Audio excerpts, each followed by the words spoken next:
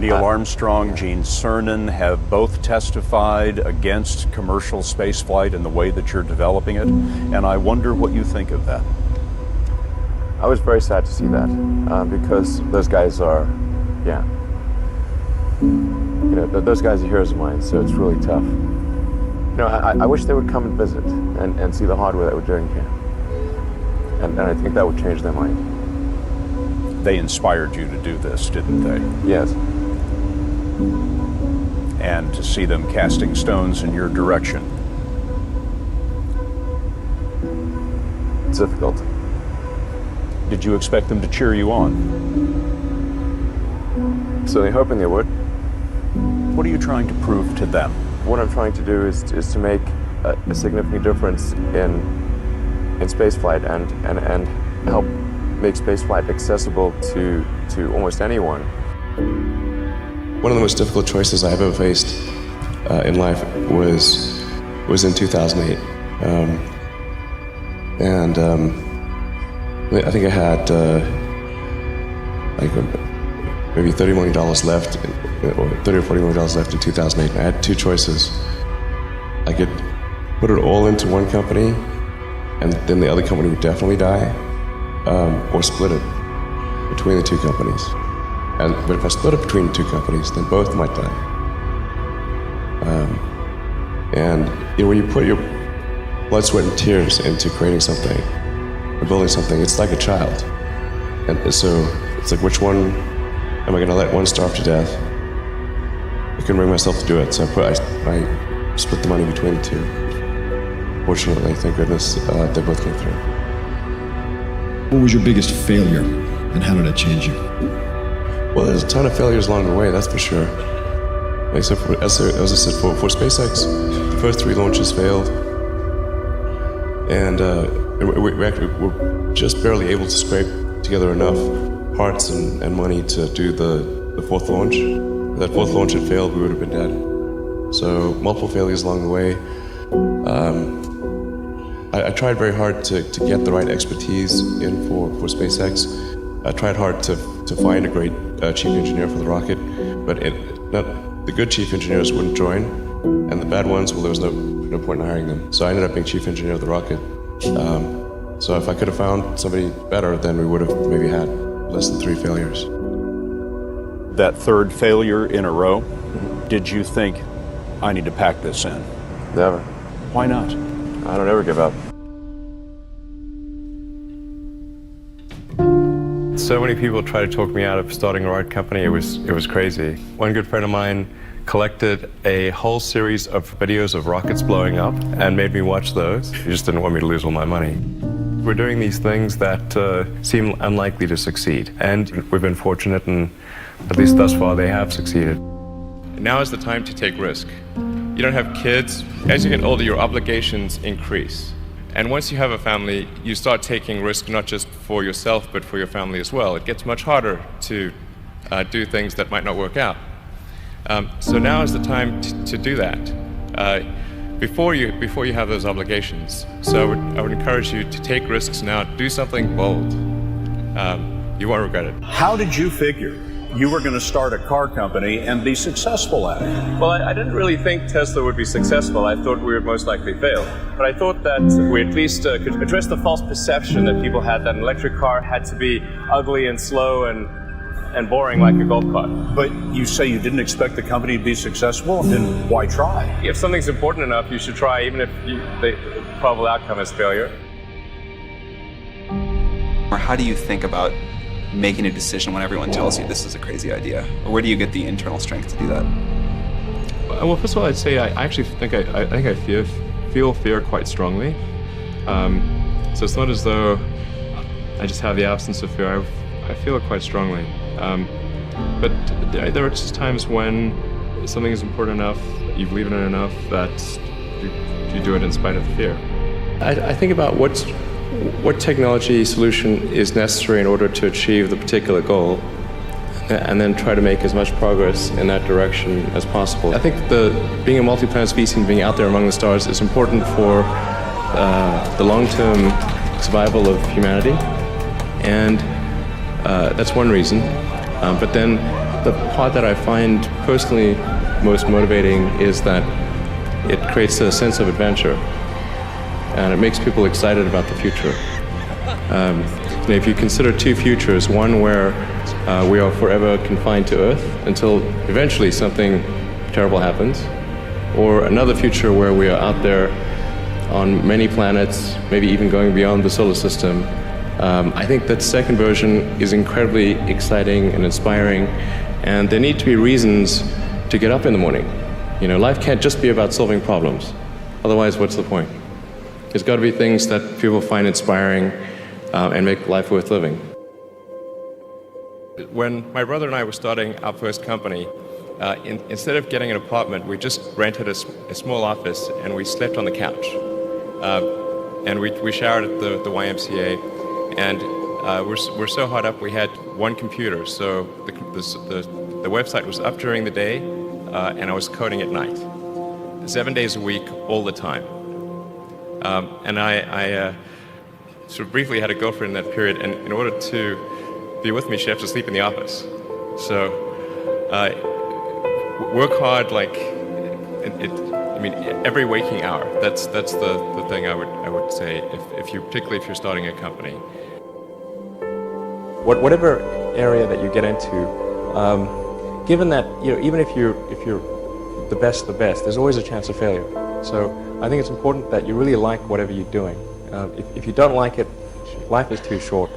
If you like what you're doing, you think about it even when you're not working. I mean, it's something that your mind is drawn to, and if you don't like it, you just really can't make it work. SpaceX, you give a lot of people hope, and a lot of people look up to you. Millions of people look up to you. If we think about young people in high school, maybe in college, what advice would you give to them about if they want to try to do something big in this world, they want to really have a big positive impact? What advice would you give them about their career, maybe about life in general? Try to be useful. Do things that are useful to your fellow human beings, to the world. It's very hard to be useful. Very hard. Are you contributing more than you consume? Can you try to have a positive net contribution to society? I think that's the thing to aim for. Not to try to be sort of a leader just for the sake of being a leader or whatever. A lot of the time, the people you want as leaders are the people who don't want to be leaders. So, if you can live a useful life, that is a good life, a life worth having lived. And like I said, I would encourage people to use the mental tools of physics and apply them broadly in life. They're the best tools. When you think about education and self-education, what do you recommend? So there's the university, there's self-study, there is hands-on, sort of finding a company or a place or a set of people that do the thing you're passionate about and joining them as early as possible. There's taking a road trip across Europe for a few years and writing some poetry. Which trajectory do you suggest? In terms of learning about how you can become useful, as you mentioned, how you can have the most positive impact.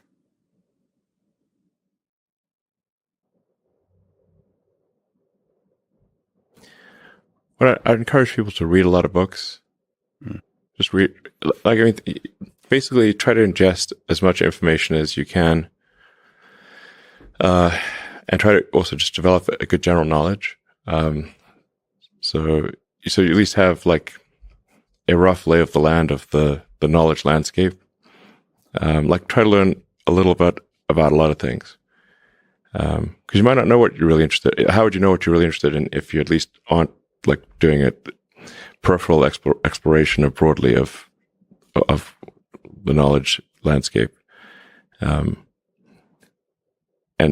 you talk to people from different walks of life and different industries and professions and skills and occupations. Just try learn as much as possible. Man's search for meaning. Isn't the whole thing a search for meaning?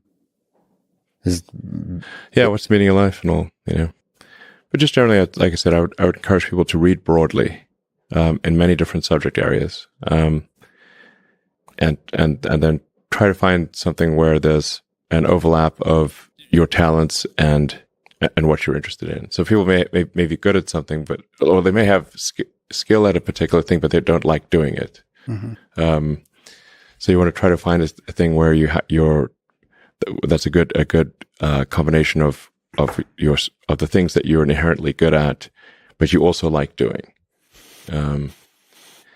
And reading is a super fast shortcut to figure out where are you both good at it, you like doing it, and it will actually have positive impact. Well, you got to learn about things somehow. So reading a broad range, just really read it. At one point when I was a kid, I read through the encyclopedia. So that was pretty helpful. And there are also things I didn't even know existed. Well, lots, obviously. And it's like as broad as it gets. Encyclopedias were digestible, I think, 40 years ago. Maybe read through the condensed version of the Encyclopedia Britannica. I'd recommend that. You can always skip subjects where you read a few paragraphs and you know you're not interested, just jump to the next one. So read the encyclopedia or skim through it. But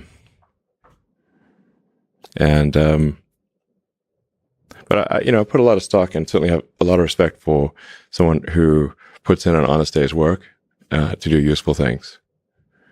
And just generally to have not a zero-sum mindset, or have more of a grow the pie mindset. If you sort of say when we see people perhaps including some very smart people kind of taking an attitude of doing things that seem morally questionable, it's often because they have at a base sort of axiomatic level a zero-sum mindset, and they, without realizing it, they don't realize they have a zero-sum mindset, or at least they don't realize it consciously. And so if you have a zero-sum mindset, then the only way to get ahead is by taking things from others. If the pie is fixed, then the only way to have more pie is to take someone else's pie. But this is false. Obviously the pie has grown dramatically over time, the economic pie. So in reality, you can have so overuse this analogy. You can have there's a lot of pie. Yeah, pie is not fixed. Yes. So you really want to make sure you're not operating without realizing it from a zero-sum mindset, where the only way to get ahead is to take things from others. Then that's going to result in you trying to take things from others, which is not good. It's much better to work on adding to the economic pie. Creating, like I said, creating more than you consume, doing more than you, So that's a big deal. I think there's a fair number of people in finance that do have a bit of a zero-sum mindset. I mean, it's all walks of life. I've seen that. One of the reasons Rogan inspires me is he celebrates others a lot. There's not creating a constant competition. There's a scarcity of resources. And what happens when you celebrate others and you promote others, the ideas of others, it actually grows that pie. I mean, the resources become less scarce. Mm-hmm. And that applies in a lot of kinds of domains. It applies in academia, where a lot of people are very see some funding for academic research is zero sum. And it is not. If you celebrate each other, if you get everybody to be excited about AI, about physics, about mathematics, I think there'll be more and more funding, and I think everybody wins. Yeah, that applies, I think, broadly. Yeah, exactly.